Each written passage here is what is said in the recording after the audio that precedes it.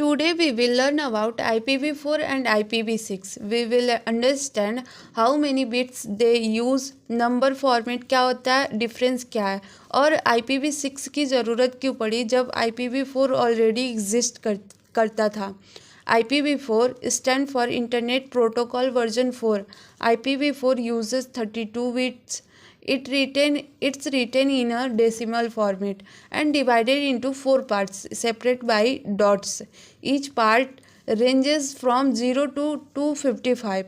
IPv6 stands for Internet Protocol version 6.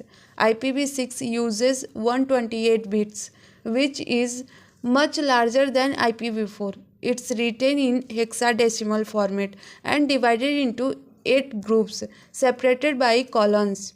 IPv4 uses decimal numbers, digit from 0 to 9. IPv6 uses hexadecimal numbers, digit from 0 to 9 and letters A to F. Hexadecimal use करने का reason है ज़्यादा addresses को short form में लिखना.